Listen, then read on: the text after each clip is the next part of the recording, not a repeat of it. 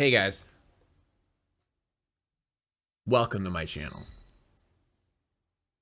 Make sure to watch the video, all of it, every second of it.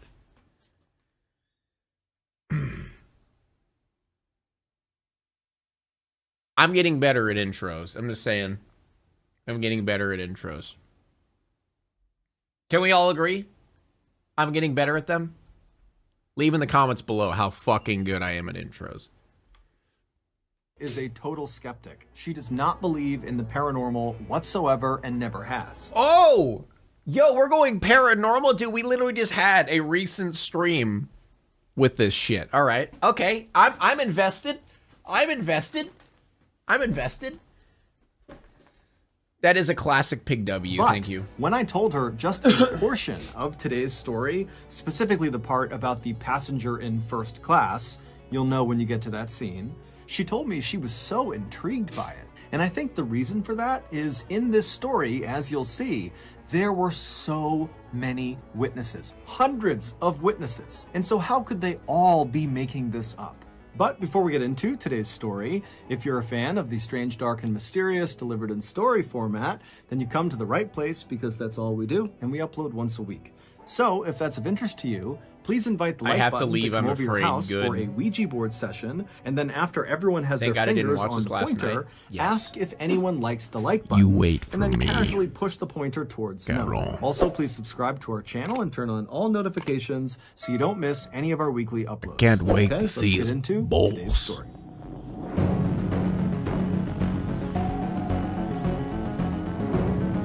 Do I partake in the magic guacamole? Diarrhea? Around 8:30 p.m. on December 29th, 1972, passengers inside of JFK International Airport in Queens, New York, heard over the intercom that Eastern Airlines Flight 401 to Miami was now boarding. About 30 minutes later, all 176 passengers, which included the 13 crew members, had made it on board, and then at that point, the 13 crew members began making their final preparations for takeoff. Flight 401... Weed? Ew, gross. I've never done that. was a very expensive and recently introduced model of plane I am a by Christian Eastern Airlines boy. called the Lockheed L-1011 Never would I TriStar. dabble in the And it was devils. both unbelievably technologically advanced and unbelievably enormous. It sat up to 400 passengers, which meant instead of having four seats... All right, I'm going to say it. Planes are glorified buses. Planes are just glorified fucking buses, dude. I remember when I was my first flight, this is off topic, my first flight ever in my life. I was a little bit nervous, but kind of excited, you know? I'm like, yeah, I get to go up in the air. I get to fly in the sky, yeah. And then I get on the fucking plane, smells like shit. Everyone there stinks. We get up in the air. You know, the takeoff was pretty like thrilling, and then I'm like, and then I'm up in the air, and then look outside for a little bit, like, oh, that's pretty, and then I'm there for 5 hours, and I'm just like, this is a fucking bus. I'm riding on a bus. That is what I'm doing right now. Everyone smells. It's a fucking bus, man. It's a bus. But in the air.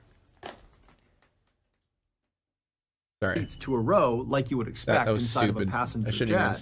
The L-1011s had 8 seats per row, and they had 2 levels. There was the main level, which was the main cabin where all the passengers were, and then there was a second level, a lower level, that was only accessible via 2 small elevators that could barely fit plane one with an person elevator inside of them in the back of the aircraft. And down on this lower level was a full-size kitchen, which had ovens and refrigerators, and also at the back of this lower level was a lounge area for flight staff. The pilot that night was Bob Loft, who was a strikingly handsome 55-year-old man with over 30,000 hours of flying experience. Now that is a strikingly handsome man right here, if you ask me. If you showed me a picture of that man, the first thing that would come out of my mouth, strikingly handsome. which for reference Struck is me a in the ton of flying experience. Captain Bob was known as a perfectionist who exuded confidence and who was cool under pressure. After Bob had boarded the aircraft, he had made his way right into the cockpit, which is the very front of the plane where the pilots fly the plane, and he had sat down in the customary captain's seat, which was the front left seat. And then after he had sat down, his 10 years younger first officer or co-pilot, a man named Bert Stockstill, had joined him in the cockpit and sat. Why is he not strikingly handsome? Why is it only the other guy? He's up there. I'd give him a 7. You know, what about him?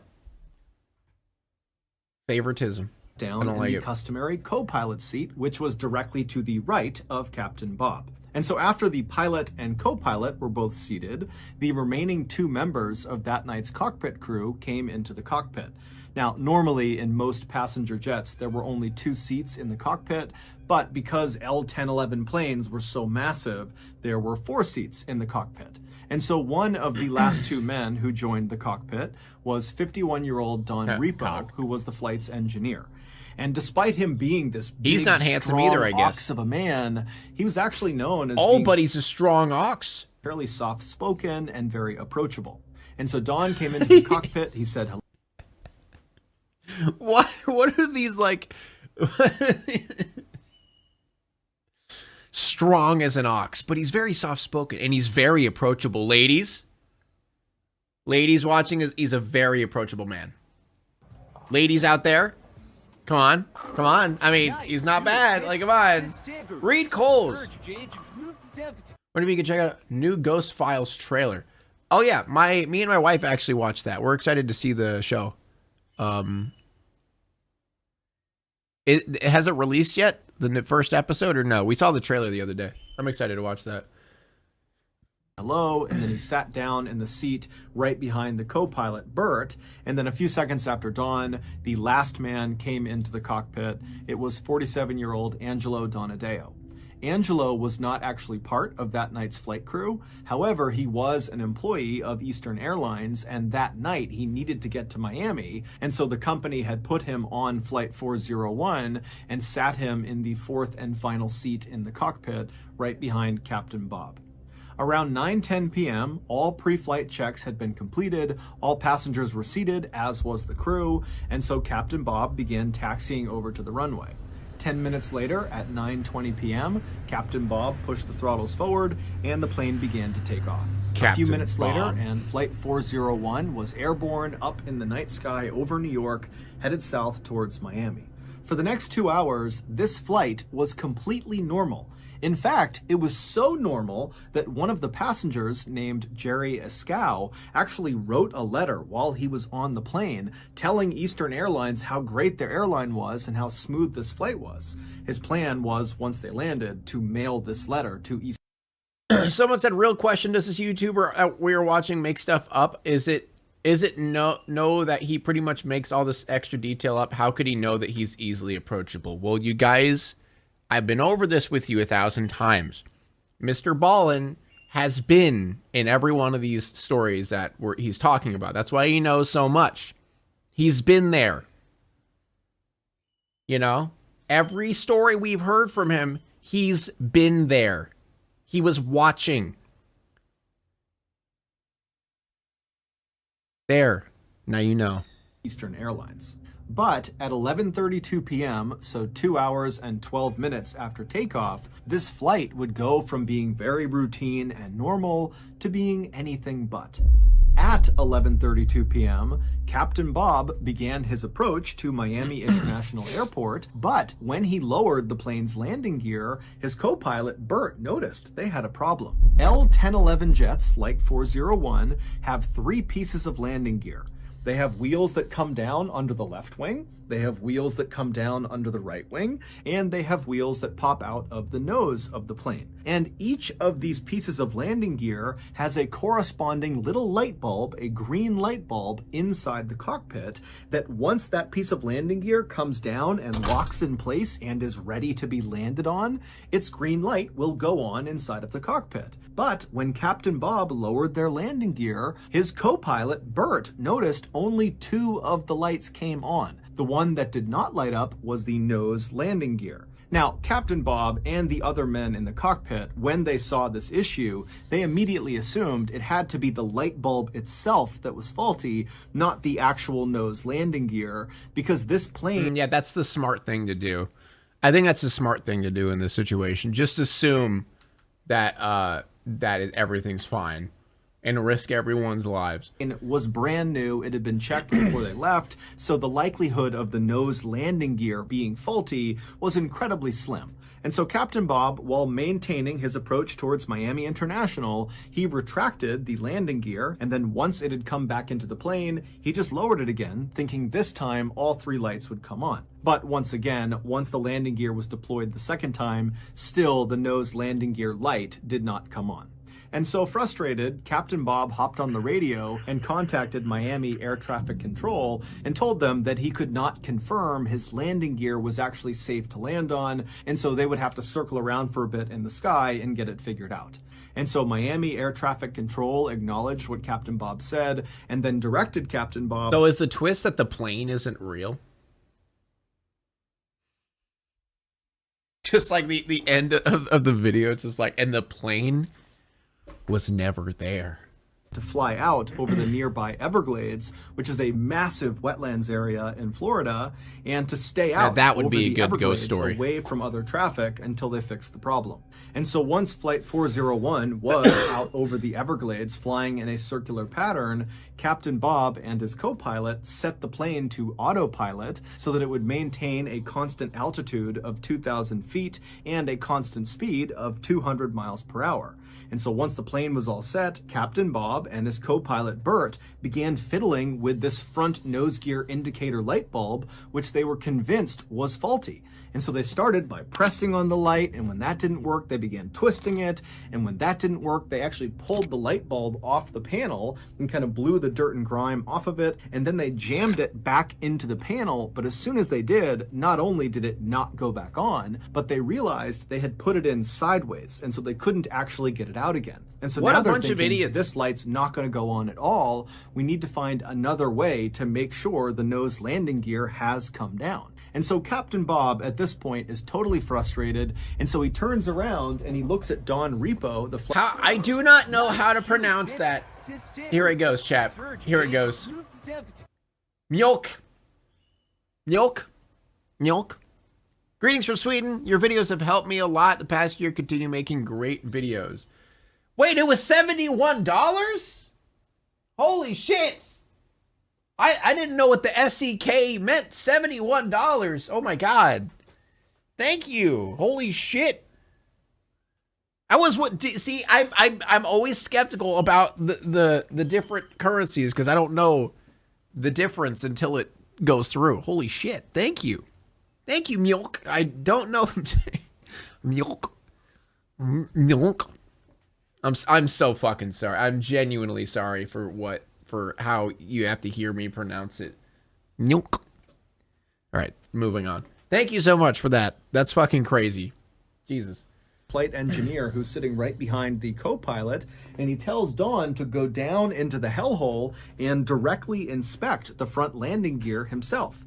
So the hellhole is a space right below the cockpit, and the way you get to it is through a trap door in the floor in the center of the cockpit. And then once down in the hellhole, there is this window that looks straight towards the front of the aircraft where you could look out and actually see the front landing gear, and you could make sure it was down or not. And so Don Repo, he gets out of his seat and he opens up the hellhole trap door and he makes his way down below. Why do they call it Meanwhile, the hellhole? 2,000 feet below Flight 401, a 43-year-old man named Robert Marquise, along with a friend of his, were looking for frogs in the Everglades, riding around on Robert's airboat.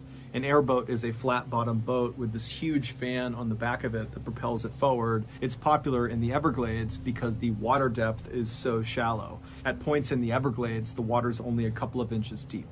And so all around these two guys, it is totally pitch black out. There are no buildings or people for miles and miles and miles. It's a goddamn people. Their only light source is Robert's headlamp. And so at some point, Robert turns off the airboat, and he and his friend are just standing in the middle of it, kind of scanning around on either side. And all around them, they can hear the sound of alligators growling and snakes and frogs moving about the tall grass. And as they're just kind of silently looking around them, out of the corner of Robert's eye, he sees something. And so he looks up right as he sees this huge orange and yellow flash that kind of came out of the ground roughly 5 miles away from where Oh God, did they all die? they were. And basically, as soon as Robert saw it, this flash dissipated and it was just totally gone.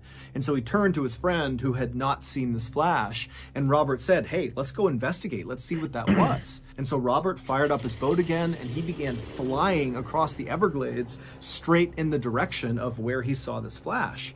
And after 15 minutes of cruising at 40 miles per hour across this dark expanse, they reached the area where this flash had been, and Robert and his friend, they just could not believe what they were looking at. About 20 minutes earlier, back up inside It was of a snake on the plane. 401, when Captain Bob turned around in his seat. Yo, thank you so much for becoming a member. A big pooper. Holy shit. $70 and then becoming a big pooper. Thank you so much, milk. Thank you so much. I appreciate that. To tell the flight engineer, Don Repo, to go down into the hellhole, it's believed that Captain Bob nudged the steering wheel with his leg. And this little nudge was enough to disengage the plane's autopilot, which sent the plane into a gradual descent.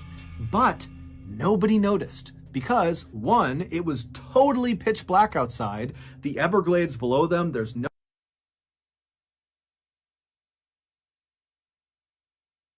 Are planes not like well equipped enough to realize, oh, we're headed in a free fall? Maybe there should be some type of fail safe to just be like, oh, this is a bad idea. Let's go back to autopilot. Huh? What? Who the fuck built this plane? I want to speak to the man who built this plane.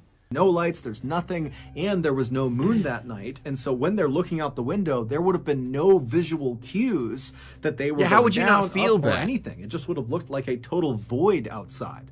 And two, the descent they were now suddenly in was so gradual, it would not have felt like they were tumbling out of the sky. It would have felt like they were just cruising as expected. And three, all of the men Buses in the don't cockpit have that. were Fair enough. completely You got me fixated there. on this light bulb problem.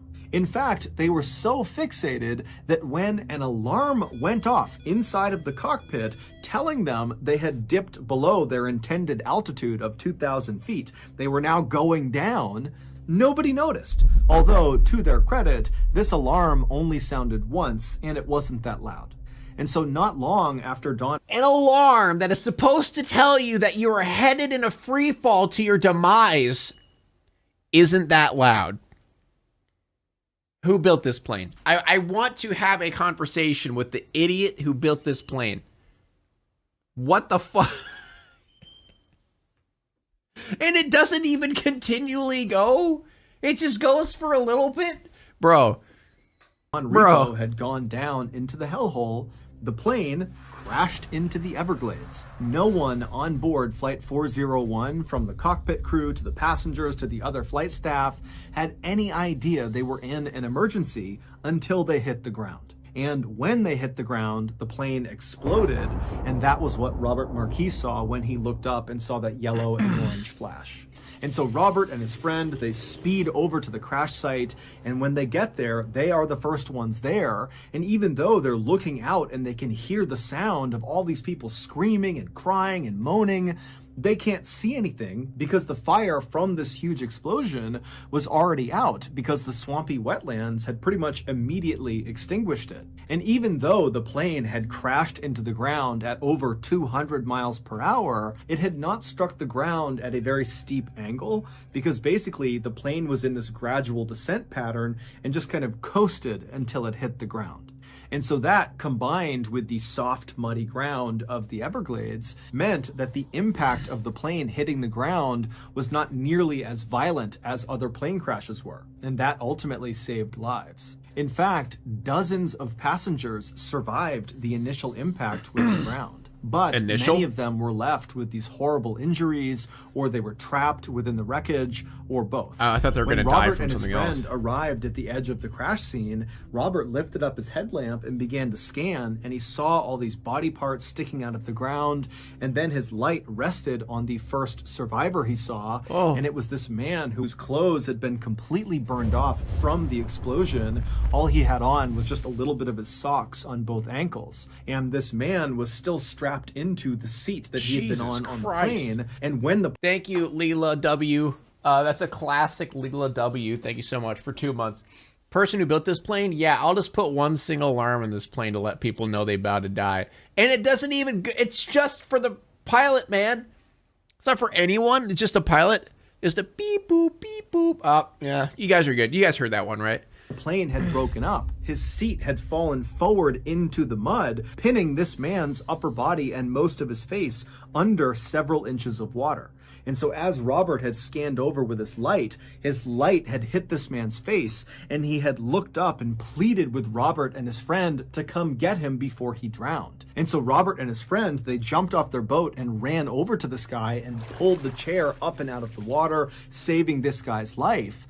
But as soon as he was up and out of the water, Robert and his friend began hearing more calls from other people in the darkness screaming for help. Robert and his friend would do their absolute best to save as many people as they possibly could. Sucks. But there was just too many people who needed saving and not enough time. About 30 minutes after Robert and his friend had arrived at the scene, the Coast Guard showed up in helicopters, and they, along with Robert and his friend, would spend the entire night pulling as many people to safety as they possibly could. By the time the sun came up on the following day, there were no other survivors left to save. All told, 99 people perished and 77 survived. Amongst the dead were Captain Bob Loft and his co-pilot Bert Stockstill and their flight engineer Don Repo, where's the who had gone ghost? down into the hellhole. Amongst these survivors was Angelo Donadeo, the fourth man in the cockpit, as well as Jerry Ascow, the man who ironically had written that letter to Eastern Airlines saying how wonderful that flight had been.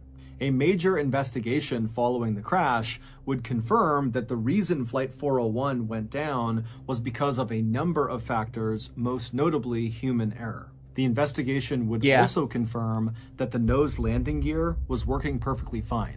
The light bulb not coming on was a result of the light bulb being burned out. Following the investigation... Do they not just have spares? Like, dude, there's so much hindsight in this situation that it's just like, how? How? You know what's funny, chat? What was it? I think it's like... I think every plane crash... Wait, let me look this up. Let me look this up.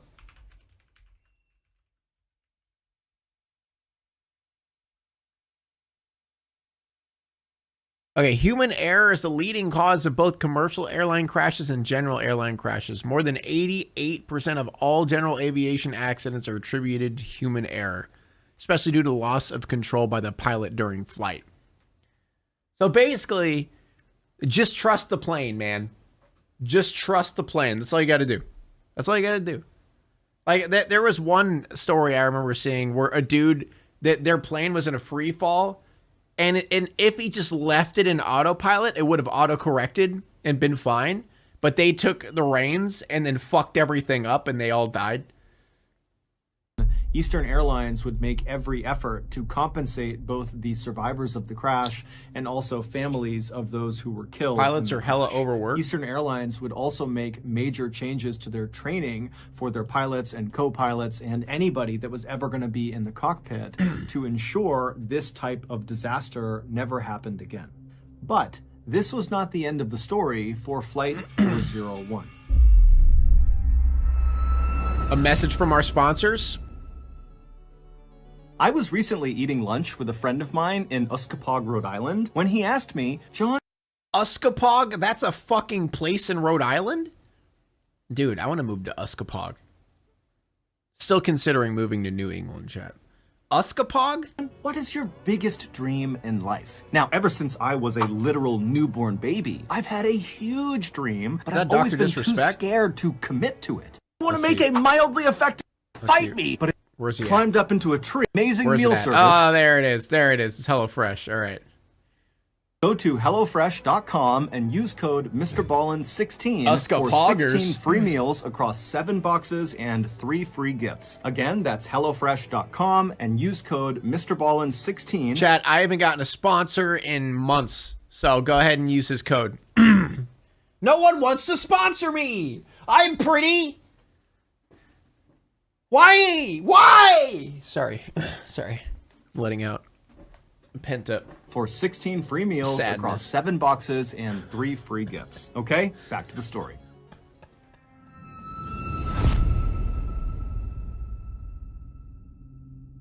For almost 3 years after the crash, hundreds of Eastern Airline employees began to experience a terrifying phenomenon.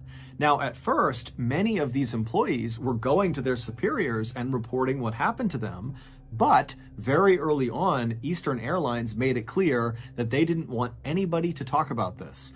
Anytime an employee made one of these reports about this phenomenon, they were either sent to the psychiatrist or they were just fired. However, You need despite to hunt this sponsors intense down. pressure from No, chat, the only sponsors who are coming to me either don't want to pay me much or they are mobile apps. Dude, mobile apps would pay an insane amount of money, but I'm not doing mobile apps. Fuck that. I don't care how much they pay me, unless it's like a lot of money, like a lot of money. You know what I'm saying? Eastern Airlines to their employees to be quiet about what was going on inside. So it's not of their enough or ranks. too much. There were still some very brave employees Makes who sense. had firsthand experience with this terrifying phenomenon, who still came forward and told their stories to the press and to journalists. They just did it anonymously. And so I'm going to tell you 2 of the most chilling accounts from those employees. Keep in mind, the names used in these stories have all been changed. Thank you, Jen and Tonic. Good name. In March Thank you for of sponsoring this stream with that $2. So 3 months after Flight 401 had crashed in the Everglades, an Eastern Airlines flight attendant named Ginny was assigned to a flight from New York to Fort Lauderdale, Florida. Working with her on this flight was her very close friend and fellow flight attendant, a woman named Denise. Neither of these 2 women were on Flight 401 when it crashed.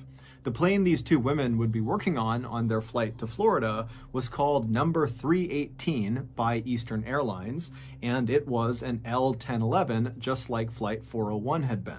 In fact, plane number 318 actually had some original parts from Flight 401 on it, because it would turn out after that... Is it a ghost plane?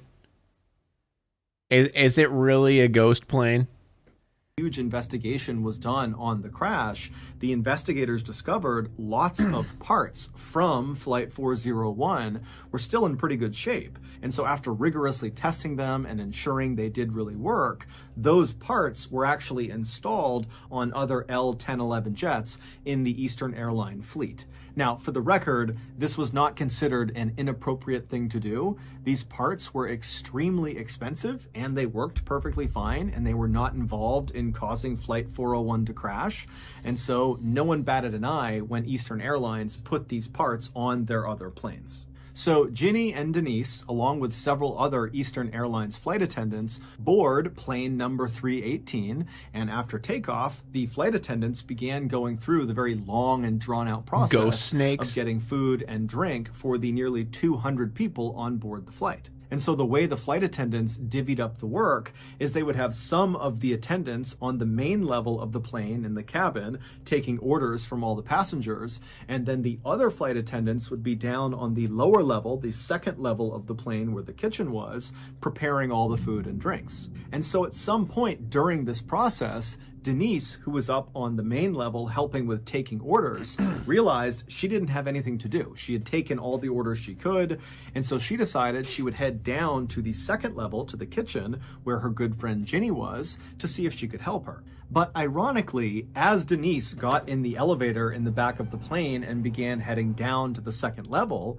Ginny, who was on the second level, discovered she did not have anything to do. She'd already prepped her cart, and so she had gotten into the other elevator and began going up to the main level to see if Denise needed any help. And so the two women literally passed each other in their elevators, but didn't see each other.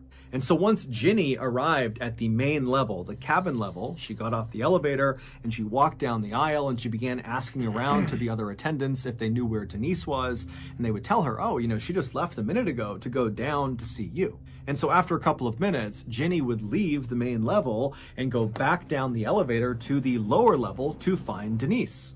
Now, to understand what happens next, you need to have a basic understanding of the layout of the second level. So when you come down on either of those two elevators, when the doors open, you'd be looking down a stretch of hallway, basically the length of the plane from the back towards the front. And when you stepped off the elevator, you'd be stepping into the middle of the kitchen. Now, the kitchen was very, very cramped, and on the left side was a row of ovens that were all stacked up against each other, and then on the other side, on the right side, was a row of cabinets and cupboards. If you were to walk down the kitchen straight towards the front of the plane, you would eventually reach a wall that separated the kitchen to the lounge area, and there was a door slightly off to the right side on this wall that you could walk through to get into the lounge. So if you were standing in the kitchen and looking in the direction of this door, you wouldn't really be able to see into the lounge area because, again, the door was kind of off to the side. You would have to actually go over to the door and poke your head through to get a full unobstructed view of the lounge. And all the lounge was a couple of sofas and chairs kind of arranged in a circle. So Ginny has gotten back in the elevator and she's made her way back downstairs to continue looking for Denise. She gets down to the lower level, the doors open up, and she looks out into the kitchen, and Denise is not there. In fact, the kitchen is totally empty, and the door leading into the lounge area is shut. And we find out Denise died 5 years ago. So she can't even see in part of the way into the lounge to see if anybody is in there. But the second Ginny stepped off the elevator into the kitchen, she immediately had this powerful sense that Denise was definitely down there somewhere on the second level with her, probably in the lounge area that she couldn't see. And because Ginny felt so confident that Denise was down there, she actually didn't start by calling out for Denise or walking to the door, opening it up, and looking into the lounge to make sure Denise was there. Instead, Ginny just turned to the left and went to the ovens and began preparing food for the attendants upstairs. And as she's making these plates of food, Ginny would periodically look over at the closed door leading into the lounge, kind of expecting it to open up at any point and see Denise walk out. But after a couple of minutes, no one had opened the door from the lounge, and Ginny was thinking to herself, you know, I'm making quite a bit of noise over here. If anybody was down here, wouldn't they come out of the lounge and just see who it was? And because Ginny, again, had this really intense feeling that she was not alone down there, she began to think, wait a minute, is Denise playing a practical joke on me? Fucking got him, dude. In the lounge? Or is she hiding in one of the cabinets on the right side here and hiding in the oven and grab me? And so the second Ginny began thinking about that, she became really paranoid. And so as she's making this food, she's pretty much constantly looking over at the door or kind of scanning behind her, waiting for Denise to launch out and scare her. But again, after several more minutes, Ginny didn't see anybody come out of the lounge, and Denise, none of the cabinet doors prankster opened up. ghost. It was just her down there. However, the longer she stayed down there, the stronger that feeling got that someone was in the room with her. And so now she can't even make her food. She's completely turned around, just scanning all around the kitchen, really at this point hoping Denise jumps out to scare her. And when Denise didn't do that, Ginny just began walking over to the door that would lead into the lounge. And so when she reached the door, her heart was racing like mad. She reached down to the handle, she turned it, she pushed it open, and she poked her head in real quick, and there was no one in the lounge. But immediately, the second her head was in that room, that feeling that someone was down there with her spiked, and she got chills all over her body. And she ran into the back of the lounge and looked behind all of the chairs and sofas, praying at this point that Denise was going to be down there. But after looking all over the back of the lounge, there was no one there. And so finally, Ginny turns around and she's totally racked with fear. Because now she's on the very far end of the lounge. There's no one in the lounge. She knows there's no one in. Okay, I've said this before. If I was a ghost, I'd prank the fuck out of people. Like I would make them go insane if I was a ghost. the kitchen, and here she is still getting that sensation that she was not alone down there, but she has to go all the way back across the lounge through that door into the kitchen to get back to the elevator so she can escape. And so Ginny almost instinctively moved immediately to the left side of the lounge and put her back up against the wall to make sure no one could be behind her, and then she began slowly inching her way along the left wall towards the door that was now open that would lead back into the kitchen. And as she's slowly shimmying along, her view of the kitchen is getting bigger and bigger and bigger, and the whole time she's thinking, I'm gonna see someone in the kitchen because this sensation that someone is down here with me is not going away. But when she finally gets to the door and crosses into the kitchen, there's still no one there, and so she makes a run at that point to the elevator. She starts hitting the button, and as she's hitting the button, she's turning around, and she has that awful feeling that someone's right behind her, and then finally the car comes down, she hops inside the elevator, she shuts the doors, she hits the button, and she begins going back up. When the elevator cart got back to the main level and the doors opened again, Ginny almost knocked over the flight attendant that was standing right outside of it, a woman named Mildred. And after Mildred and Ginny kind of regained their balance, they both looked at each other, and Mildred could see very clearly that Ginny looked horrible. She was totally pale, she was sweating. And Panic Mildred attack? said, It does sound "Ginny, like are a you panic okay? attack. What's going on?" And Ginny would just say, I don't know. I can't tell you what's going on. I don't know. But Mildred, instead of asking follow-up questions, just said, Ginny, you need to come with me. And so Ginny would follow Mildred, who led them back around behind the elevators to the space in the back of the plane, kind of out of view of the passengers. And there, Ginny would find Denise. And Denise looked pale as a ghost. She was sweating and looked totally shaken up. It would turn out when Ginny left the lower level for the first time to come up to the main level to look for Denise, and then learned that Denise was not up there, that Denise had actually gone down to look for Ginny. In those few minutes that Ginny was up on the main level before she went back down again to continue looking for Denise, Denise was on the lower level. And Denise would say when she got off the elevator into the kitchen, there was no one down there, but immediately she believed Ginny had to be down there because of the strong sense that she was not alone down there. However, when she opened up the door to look into the lounge, she didn't see anyone, and it totally spooked her. She shut the door, she ran back to the elevators, and she went back upstairs. Yeah, what if everybody's a ghost? And as she was going up in her elevator car, who, once again, passed her in the other elevator car? Ginny. And so once again, the two women did not see each other. And so these two women, who had never experienced anything like this before in their lives, had nearly identical experiences, totally independent of each other, just a couple of minutes apart in the exact same space. It was just too many coincidences for them to totally write it off. And so that was a big reason why they felt like they had to come forward with their information. More? We do. I mean, 1 month like 12 later, minutes plane more. number Holy 318, shit. the same plane that Ginny and Denise had their frightening experiences on, was at Newark Liberty. This isn't scary. This is just confusing. Yeah, that kind of. So, what I. So, yeah. Yeah. So, yeah. Yeah. So, basically, yeah. Yeah. So, Ginny went down. Yeah. So, Denise went down. Yeah, and she thought that someone was down there with her. Denise was down there. Yeah, and thought someone was down there, freaked out, went back up the elevator. Yeah, and then Ginny went down. No. Wait. Yeah. Yeah. Wait. Wait a second. Wait. No, that's not right. Because, so, yeah. Yeah. So Denise was down there first. Yeah. And, no, Ginny was down. Yeah, Ginny was down there first. Yeah. Yeah. And, no. Yeah. Because Ginny was down there first. And then she was done with stuff. and she went upstairs, and she was looking for Denise for some reason, but Denise was downstairs. She was freaking out during that time, thinking that there was a ghost. Yeah, and then Jenny went down there, but Denise was going up when she was going down, like what they did before. And then ghost scary, and then she went upstairs, and yeah, okay, got it.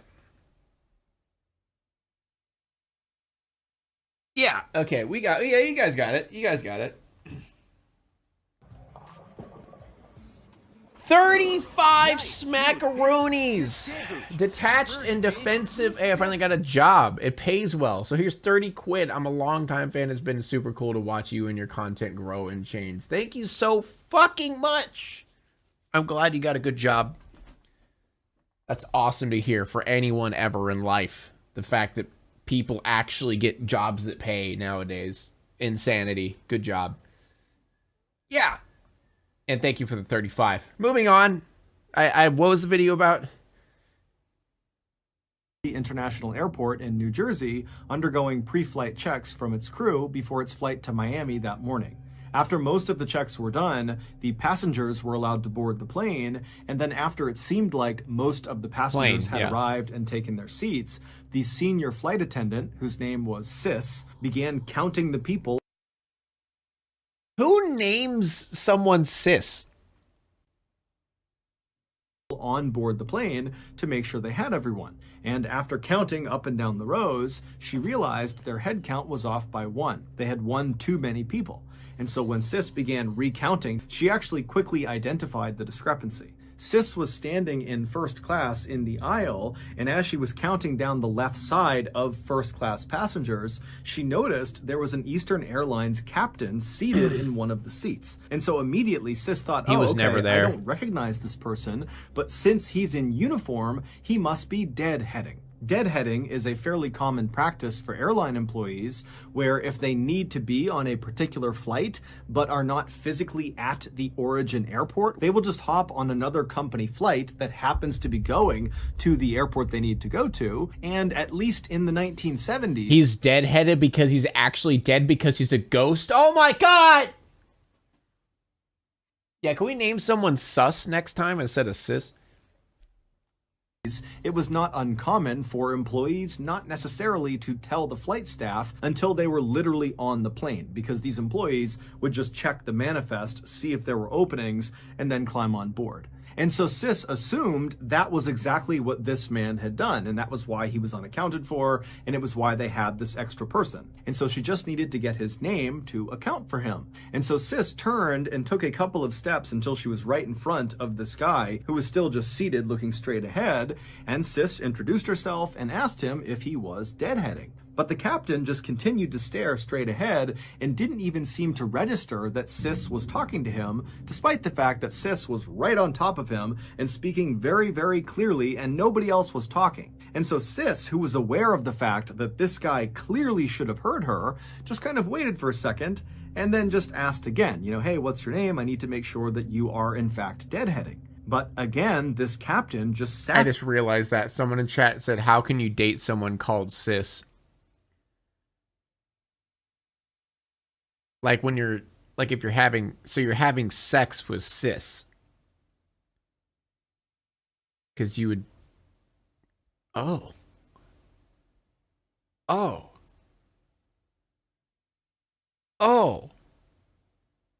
I guess it's like a loophole. That's like a loophole in a way, isn't it? For incest. It's like a loophole for incest.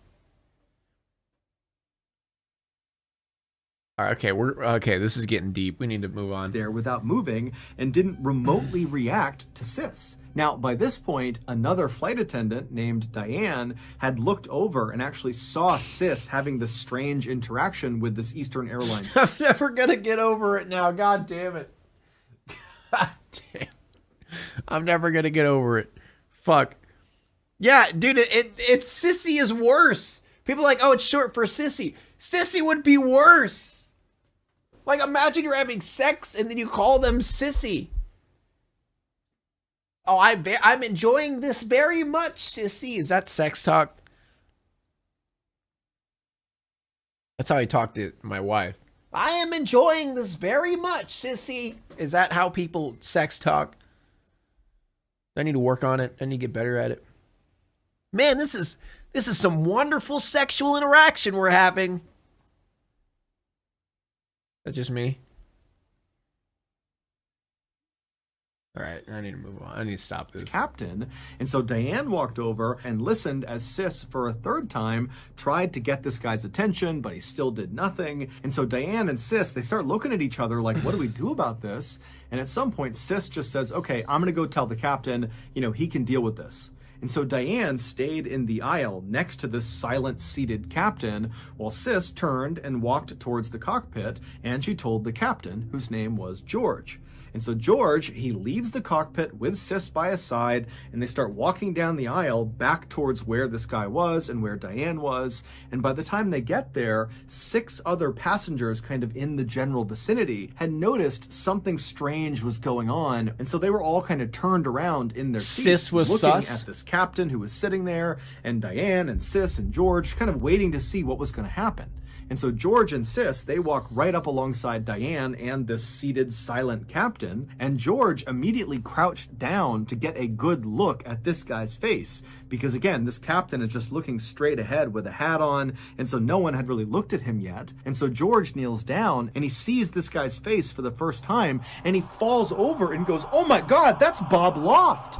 The same Bob Loft who had died on Flight 401, the captain of Flight 401. The strikingly handsome Bob? George had known Bob really well and knew exactly what Bob looked like. But before Bob, Sis, Diane, or the 6 other passengers that were all watching could do anything, the seated silent captain that looked exactly like Bob Loft vanished into thin air right in front of all of them. And immediately, these 6 passengers on board the flight that saw this happen became hysterical. They could not understand what they had just seen. People are screaming and crying, and George, Diane, and Sis, they were very shaken at what they saw, but they knew they were in charge of this flight. And so they tried to calm down the passengers, but then very quickly, they organized a search of the plane, because they're telling themselves, no one can just disappear into thin air. This guy has to be somewhere on. Only Bob. Only the strikingly handsome Bob has this capabilities, these powers. On the plane. And so for over an hour, the passengers were told to stay in their seats and were told to stay calm while the flight crew searched every crevice, every nook and cranny of this flight to see if they could find this guy.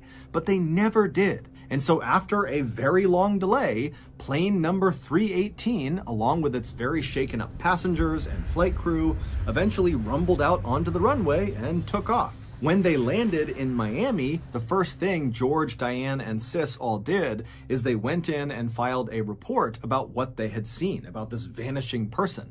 But Eastern Airline didn't do anything about their reports. In fact, the logbook where these reports were kept was conspicuously missing a couple of weeks later when some other employees of the airline heard about this. I figured it out. Bob's a magician. He never died. He's just a magician.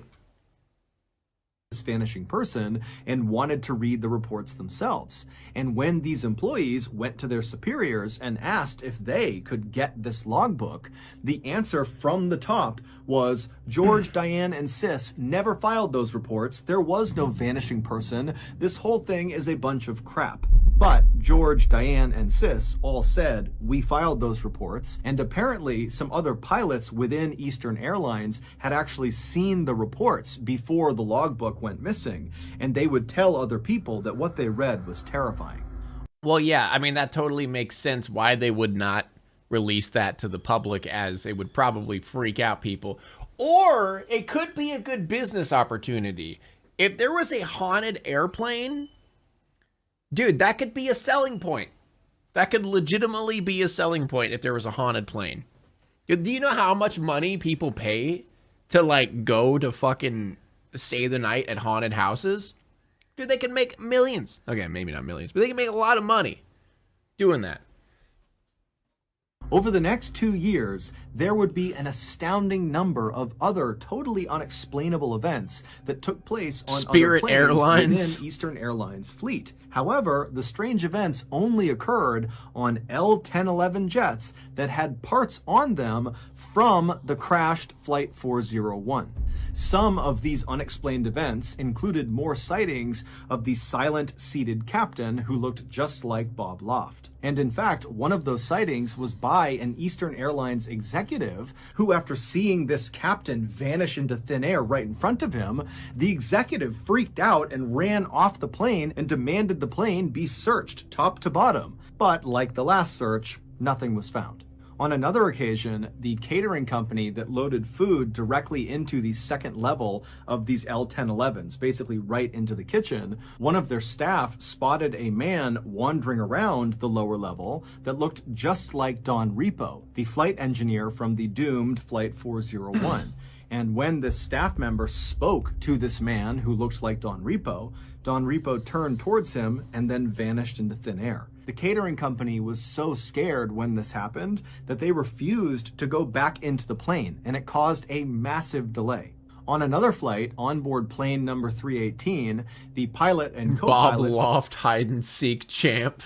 began hearing banging He's the coming from the champ. hellhole, and when He's the the pilot got champ. up and opened up the hellhole and went down below and shined his light, he didn't see anything. But when he went to climb back up into the cockpit, he looked up, and standing in the cockpit was once again Don Repo looking straight down at him, who then promptly vanished right in front of him.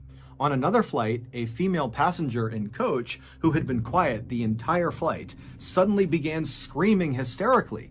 And when they went up to her and asked her what was wrong, she was pointing at the seat next to her and said a man had suddenly appeared right next to her. He did not walk in, he just appeared next to her, and then when she began screaming, he vanished right in front of her. This woman was so upset that when they landed finally in Phoenix, Arizona, she had to be restrained in a straitjacket when they pulled her off the plane. But as terrifying as all of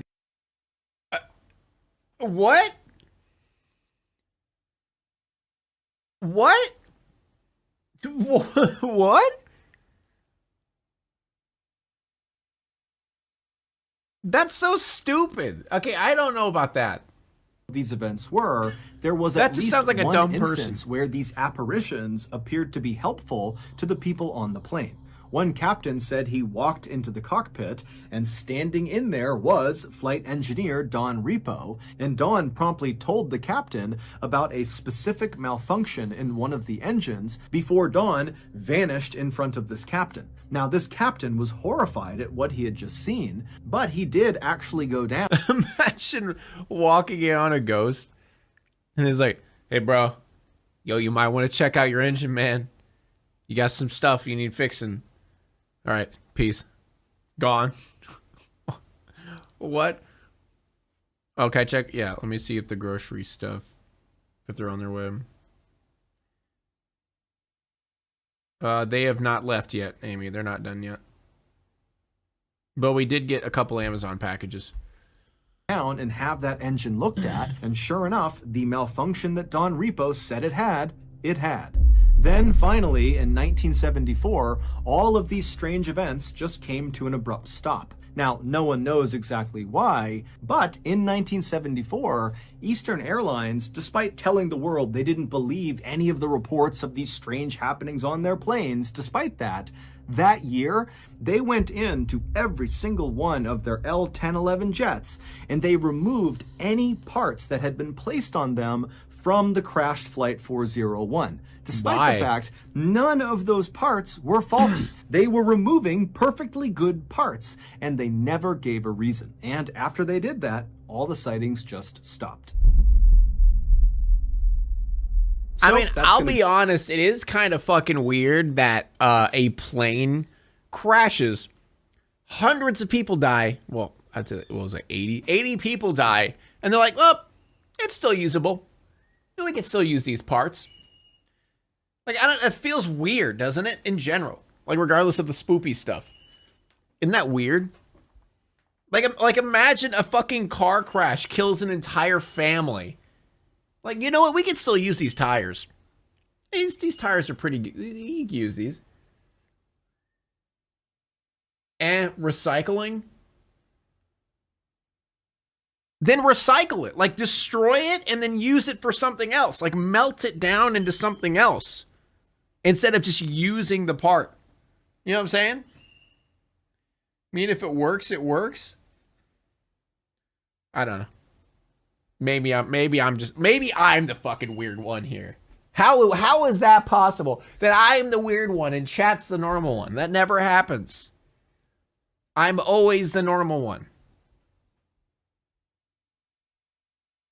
Now it's time to walk away. I hope you enjoyed your stay.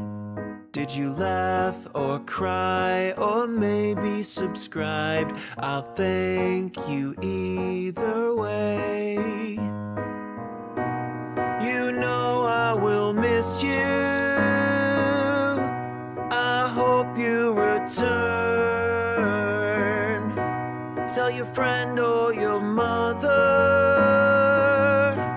to get me more views, please.